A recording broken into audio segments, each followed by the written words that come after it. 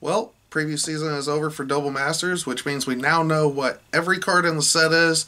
So, it's time to take a look at the legendary creatures that they decided to reprint, and let's see how good they did for reprints for Commanders, shall we?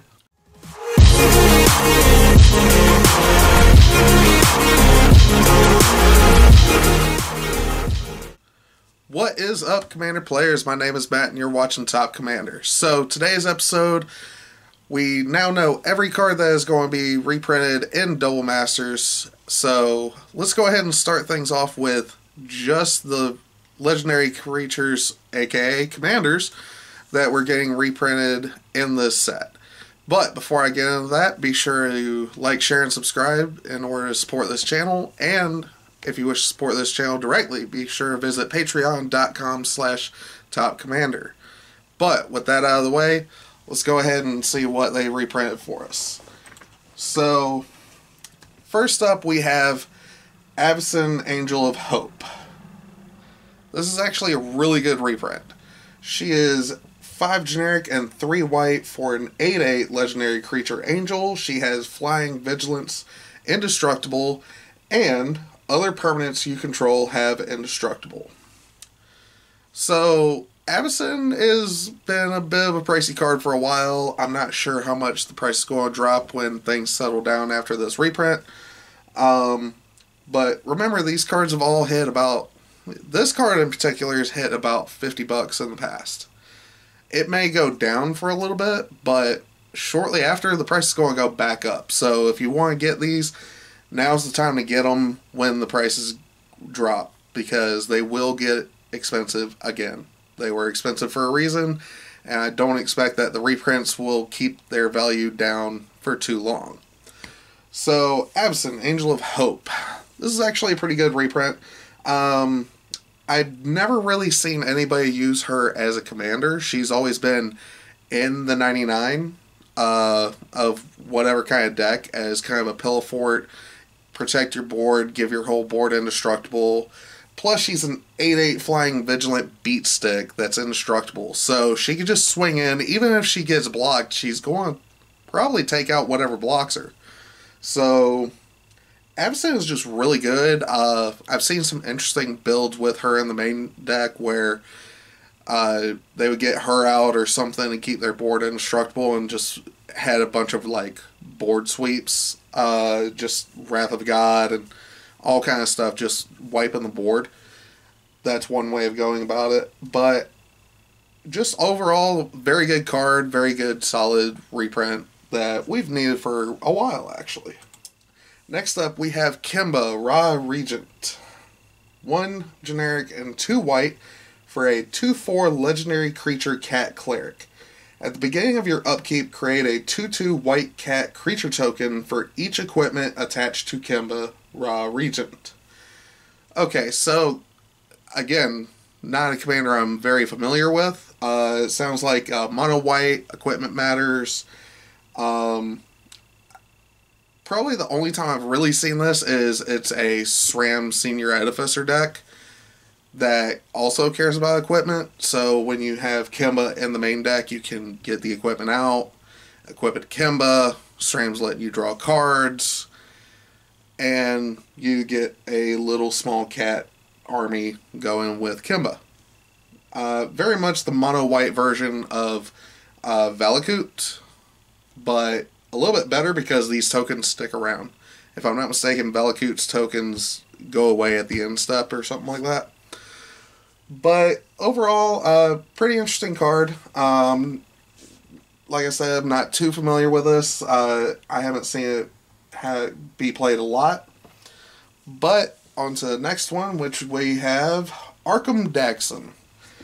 3 generic and a blue for a 2/2 legendary creature human artificer.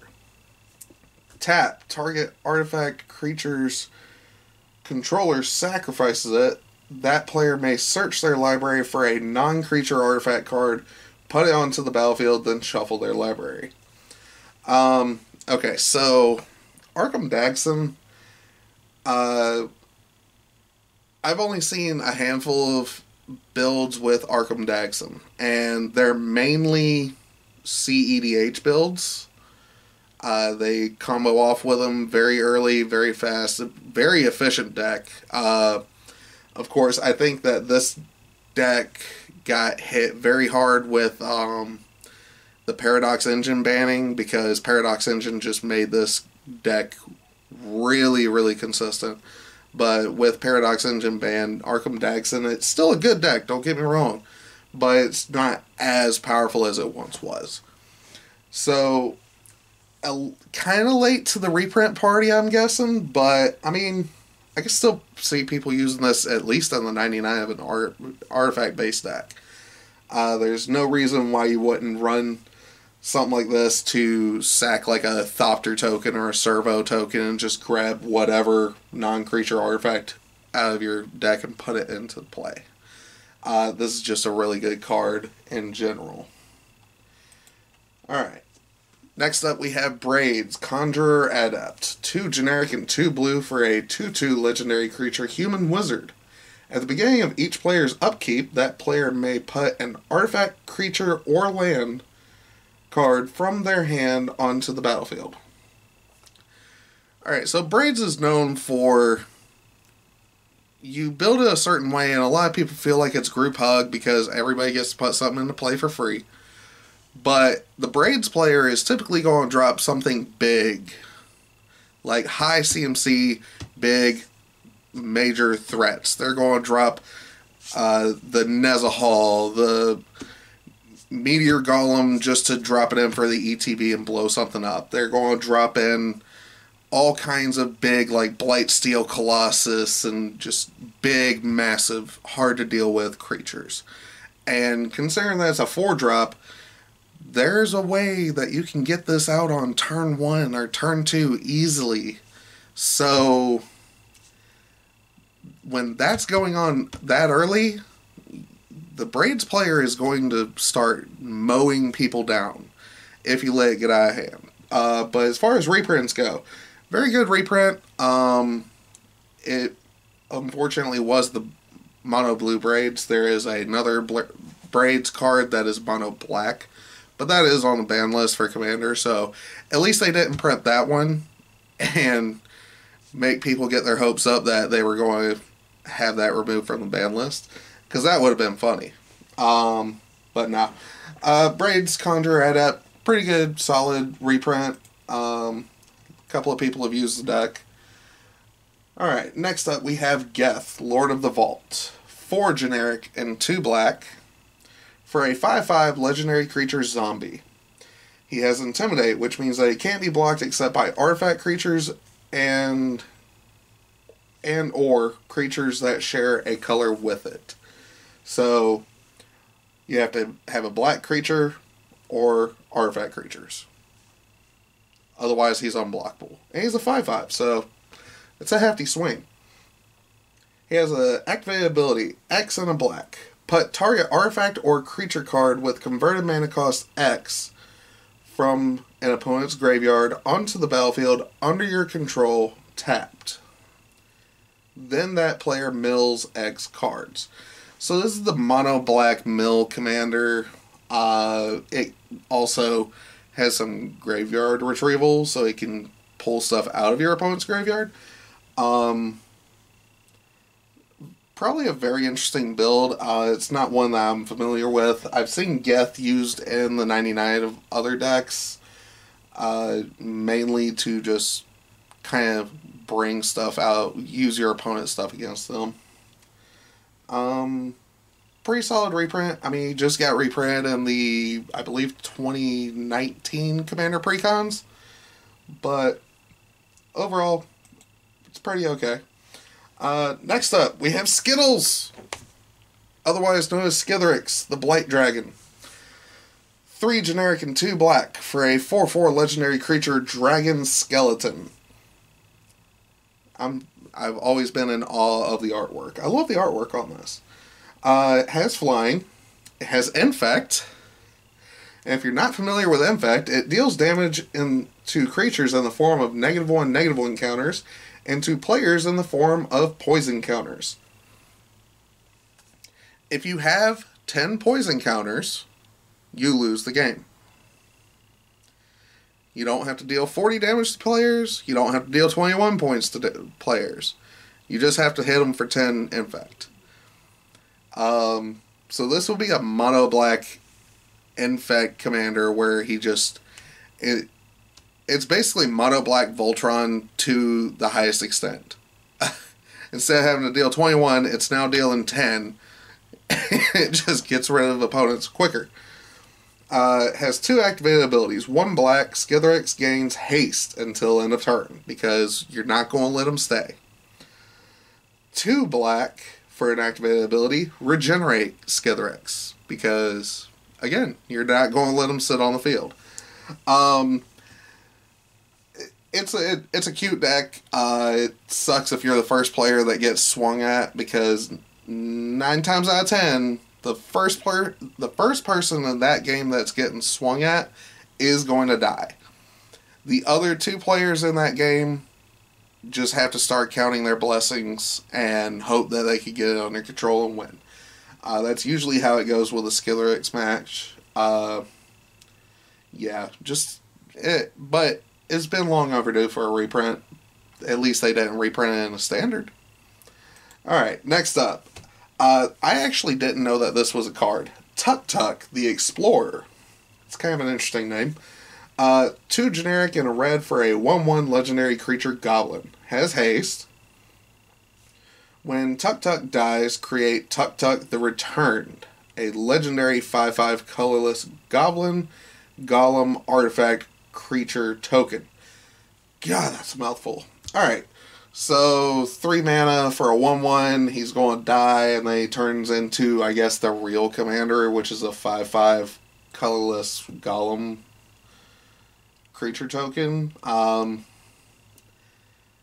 I mean, I've seen weirder stuff happen in a game. I want to see somebody build this. Like, literally, not just a goblin deck. It's literally just Tuk Tuk. I want to see what people build out of this, because I actually didn't know that this was a card. But considering that Double Masters is strictly a reprint set,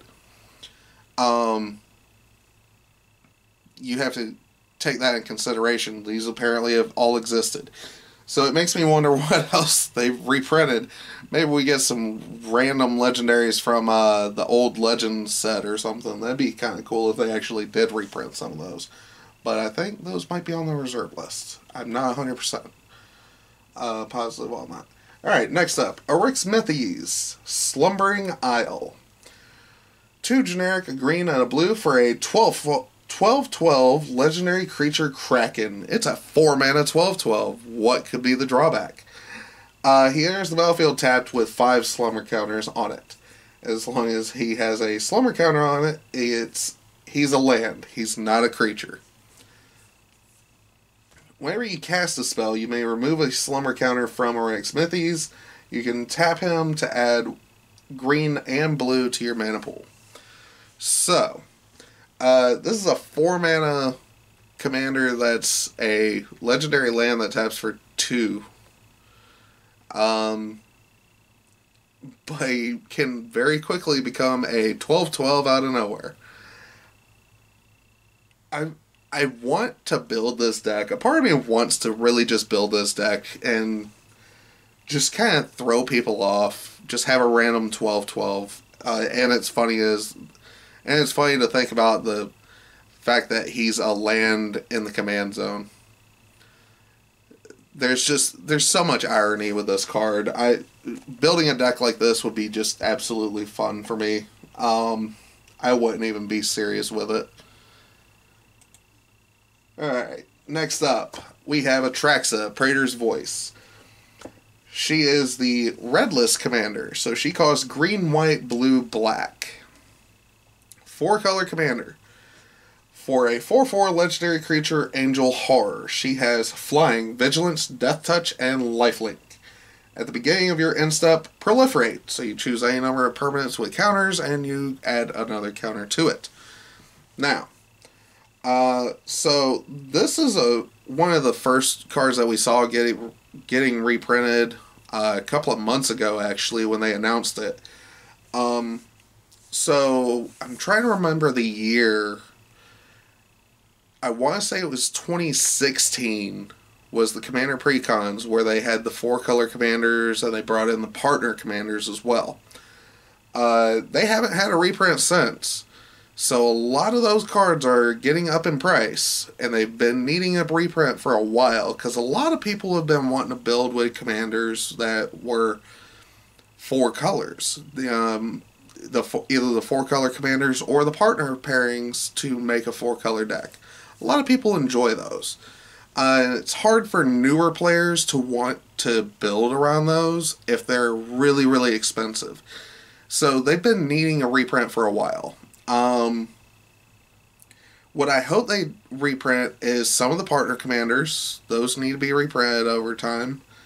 These 4-color commanders need to be reprinted as well. But yeah, there's a couple of these. There's a few things like this that they need to reprint them. Because when new players find out about them and they find out the price, they're going to be kind of deterred away from building that. And having the price drop down by giving us reprints and making it easier for newer players to be able to fully enjoy Commander, that's the way to do it. Especially because the game is great. You're bringing in new players, but your goal is to keep those new players, so we need to make sure that we're getting reprints, dropping that price so we have more newer players coming into the format, coming into the game in general. So, Atrax's a pretty solid reprint. She's definitely most known for the Super Friends build. Super Friends meaning it's a Planeswalker-centric deck, because she proliferates at the end step all the time. She's a 4/4 flying Death Touch, Vigilance, and Lifelink. So she's blocking a lot of things, she's killing a lot of things, gaining life, and proliferating. She just a very good card as a whole. Alright, next up. Brea, Ethereum Shaper. Also one of the 4-color commanders. This is the greenless one. Personal favorite of mine. She is a 4/4 legendary artifact creature, human. When she enters the battlefield, create 2 1/1 blue Thopter artifact creature tokens with flying. Pay 2 and sacrifice 2 artifacts. Choose 1. And this, you can do this multiple times. Brea deals 3 damage to target player or planeswalker. I actually forgot she deals damage to planeswalkers. Target creature gets -4/-4 until end of turn, or you gain 5 life. Brea is she was pretty much one of the premier 4-color commanders that immediately had an infinite combo, because she would produce Thopter tokens, and you just, with a sack outlet like Ashnod's Altar or Kurt Clan Ironworks, it was very easy to abuse her, and she goes infinite as a 3-card combo. But other than that, really cool commander. More of a CDH build, depending on how you build it. But yeah, it's just, the art's amazing, and it's a 4-color commander that deals with artifacts, so of course I'm going to love it. Alright, next up, Brutaclad, Telcor Engineer. 4 generic, a red and a blue, for a 4/4 legendary artifact creature, Artificer. Creature tokens you control have haste. At the beginning of combat on your turn, create a 2/1 blue mirror artifact creature token. Then you may choose a token you control. If you do, each other token you control becomes a copy of that token. So Brutaclad's a very fun deck. I actually have a build I made where it's just designed to get big tokens and hit your opponents for a lot of damage as soon as possible. But a lot of people were disappointed in the design space for this one, which I don't blame them, because he creates mirror tokens and it's a legendary creature. He could have been a 5-color mirror commander. And I know a lot of people out there like, what about Morophon? Morophon is every commander.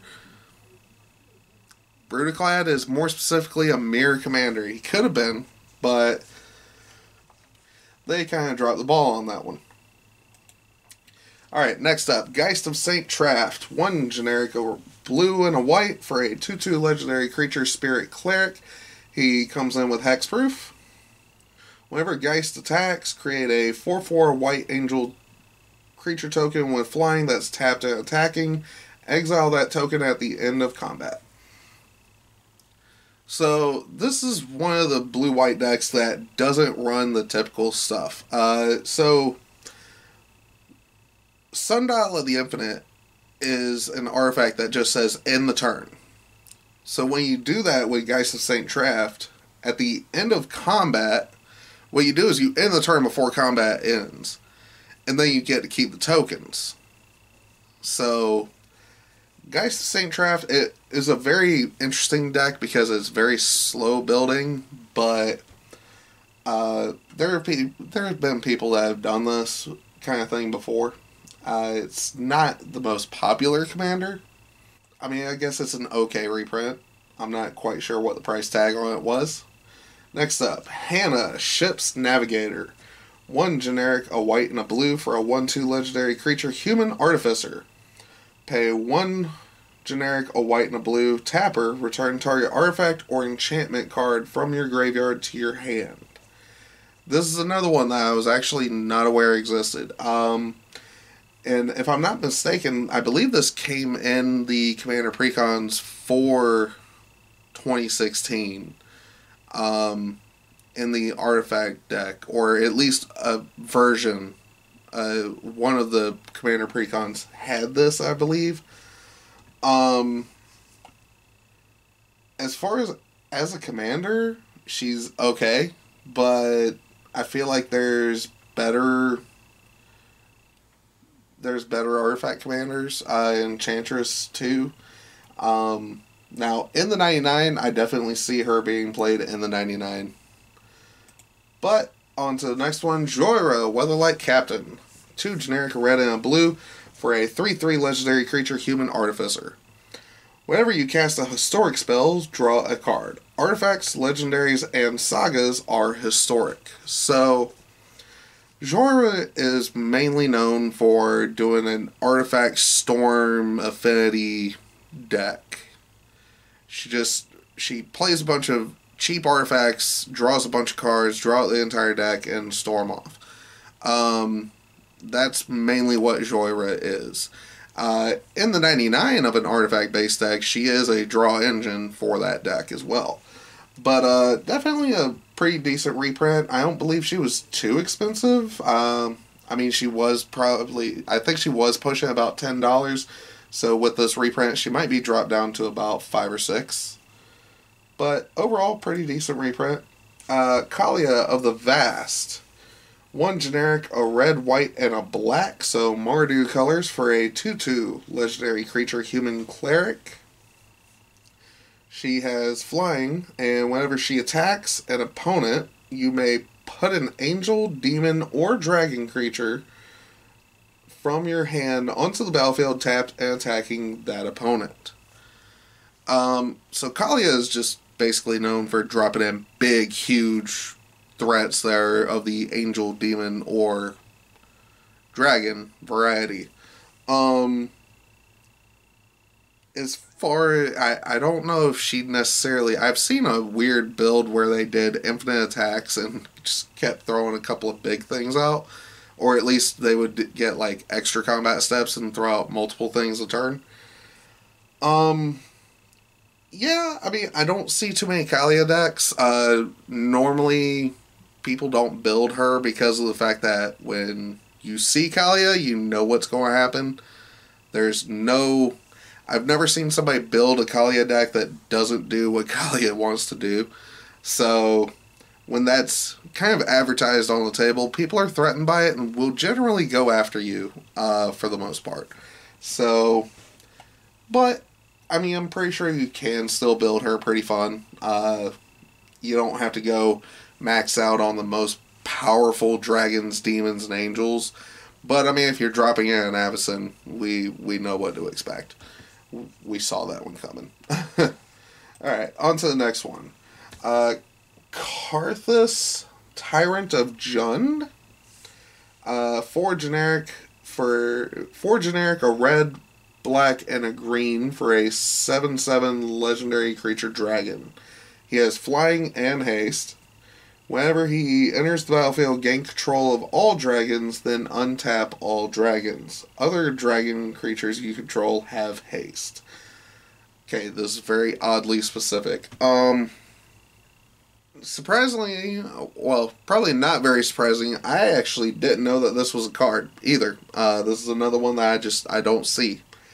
And for good reason, unless there's a way in Jund to make your opponent's creatures all dragons. I'm not 100% sure.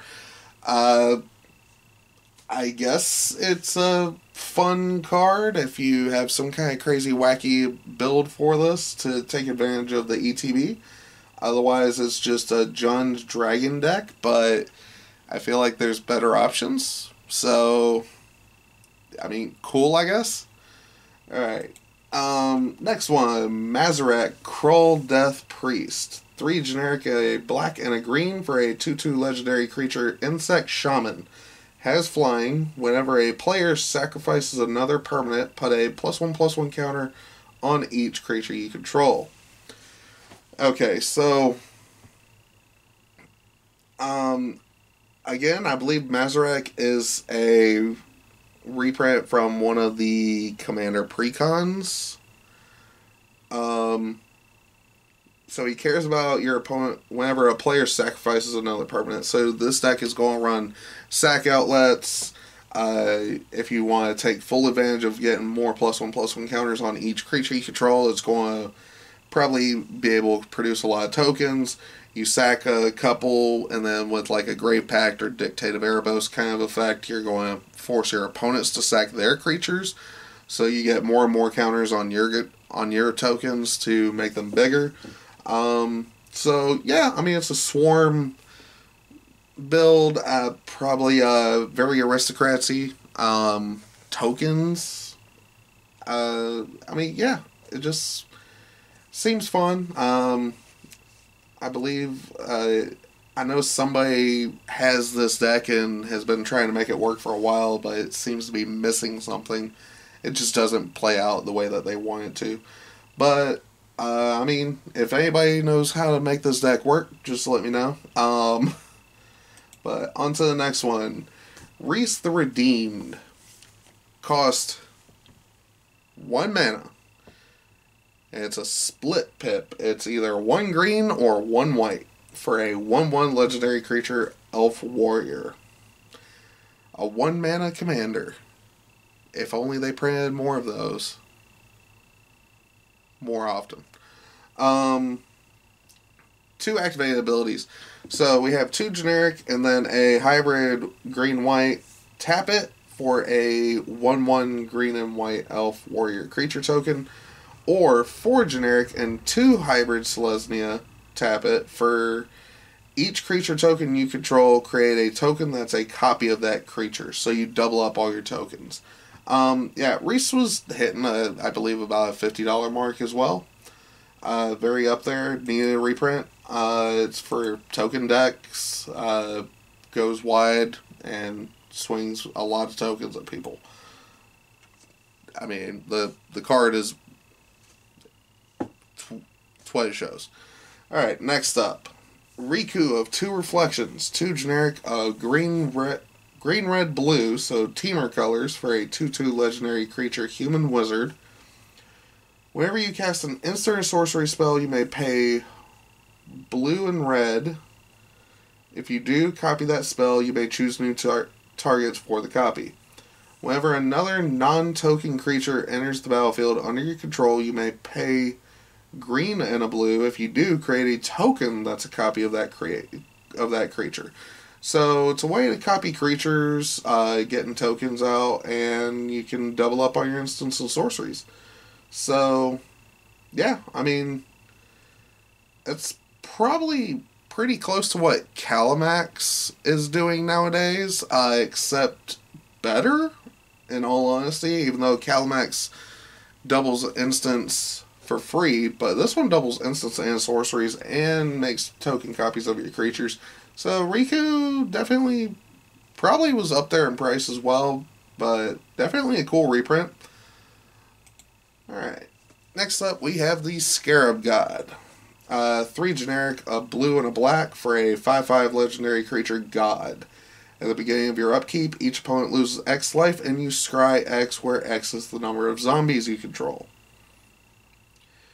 2 generic, a blue and a black. Exile target creature card from a graveyard. Create a token that's a copy of it, except it's a 4/4 black zombie. When Scarab God dies, return it to its owner's hand at the beginning of the next end step. So, Scarab God is pretty interesting. I think I've only seen one person build a Scarab God deck, and it's not even focused on making the zombies, to be honest. I mean, I feel like there's a lot of setup for it, but I mean, it's a pretty cool card in general. I'm not sure what the price tag was, but I'm sure the reprint's going to bring it down nice and low. Just like the Locust God was up there before. I think Locust God was about close to $20 before they reprinted it in the 2019 precons. And then I believe it got another reprinting in Commander 20. But all in all, pretty interesting reprint here. Next up, we have Saint Triplets. This is interesting reprint. 2 generic, a white, blue, and a black. So Esper colors for a 3/3 legendary artifact creature, human wizard. Whew. At the beginning of your upkeep, choose target opponent. This turn, that player can't cast spells or activate abilities and plays with their hand revealed. You may play lands and cast spells from that player's hand this turn. Now, note that it doesn't say anything about you may spend mana as though it was mana of a color, anything like that. So Saint Triplets, very powerful card. Very powerful commander deck. But, except of the part where it's a build around. You have to make sure that you are running cards that can produce mana of any color. So you're running the Gilded Lotus and all kinds of lands that just produce any kind of mana, because a command tower won't do it, because command tower will only give you blue, white, black, but a mana confluence can give you any color. So you're running a lot of these different cards to get a lot of different ways to produce color outside of your color identity, because let's say you target somebody and you need green or red. You have to be able to produce that mana, because you can't spend mana as though it was mana of any color. Now, unless you use the Chromatic Orrery, which is a 7 mana artifact that says that you can spend mana as though it was all generic. But yeah, I mean, it's a interesting card, very interesting deck when it goes into play, as long as you're not the one that's targeting, because it's essentially going to cast cards out of your hand. It's going to run a bunch, and it's in blue, so it's going to run the Blatant Thieveries and different things to steal cards from your deck to be able to run. It's going to run your deck, essentially. Your deck is going to be played at the table by another player, is what this essentially says. You might as well Mindslaver lock them, because they're losing every card out of their hand that you cast. It goes to your field, they lose it, you're up cards. It's card advantage to the meanest. Alright, so next up we have Sharon the Hegemon. Sounds like something out of Digimon. Alright, so 3 generic, a white, blue, and a black for a 5/5 legendary artifact creature, Sphinx. Has flying, and whenever it enters the battlefield, you may return target artifact card from your graveyard to the battlefield. So there is an infinite loop that you could do with Sharon. Actually, I think there's a couple of iterations of that. But Esper Colors brings back artifacts. You can do some blink shenanigans with like an Aminatu or anything like that. Brago King Eternal, just to double up on the ETBs. I haven't seen a deck built around Sharon yet, but I've definitely seen it used in the 99 of Esper color decks, or, you know, just anything that doesn't run, that just runs artifacts in general with those colors. But, on to the next one. Vishkal, Blood Arbiter. 4 generic, a white, and 2 black for a 5/5 legendary creature vampire. He has flying, lifelink, and sacrifice a creature, put X 1/1 counters on Vishkal Blood Arbiter, where X is the sacrifice creature's power. Remove all +1/+1 counters from Vishkal. Target creature gets -1/-1 until end of turn for each +1/+1 counter removed this way. That's a lot. Alright, so life gain, Orzhov,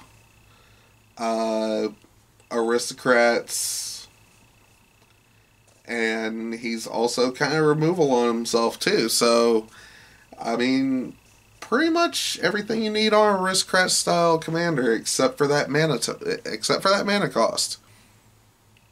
But if he cost less than what he did, he'd probably be more busted. But interesting reprint.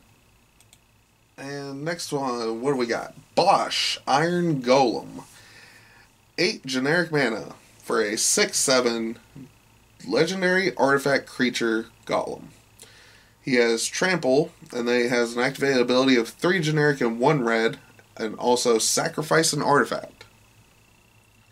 Bosch deals damage equal to the sacrifice artifact's converted mana cost to any target. So this one, you're going to be ramping out into big artifacts and just start throwing them at your opponent to deal damage. Well, it's any target, so you can also hit creatures, planeswalkers, things like that. You can manage the field with them, or hit somebody in the face and kill your opponents with them. Other than that, he's also a 6/7 trampler, so to assume that he can't hit for commander damage and knock somebody out, I mean, it may take him a minute, but he's definitely going to hit somebody very, very hard, especially when you're in artifact build. You could just get into some really big artifacts, and you're in red, so you can run the Duretti Scrap Savant and the Goblin Welder to swap out your small artifacts for your bigger artifacts. Yeah, I mean, it's a fun build. There's better mono red artifact commanders like Duretti, but Bosch is just kind of interesting. I'm kind of surprised that he got reprinted, because I feel like he's been reprinted so many times. But that is all of the reprints for the commanders from this set. So, what do you guys think? Do you feel like Wizards did a good job? I personally feel like when they reprinted Atraxa and Brea, that they should have gone ahead and reprinted the other 4-color commanders from that set. I'm not sure if those are going to get a reprint anytime soon. The other 3 weren't exactly as popular as Atraxa and Brea, so maybe they were going for a popularity contest on that one. I'm not sure. But, I mean, what do you think? Is there anything they missed? Any big reprints that they could have stuck in here? Or maybe is something that they didn't put in here that you're expecting for Commander Legends? Because I believe we're getting some reprints in that set as well, which I'm not sure when that set's going to be coming out. I haven't seen the release date on that one yet. I will have to get back to y'all on that one. Or if you know, be sure to let me know in the comments below. But yeah, let me know what you guys think, and I will see you guys next video.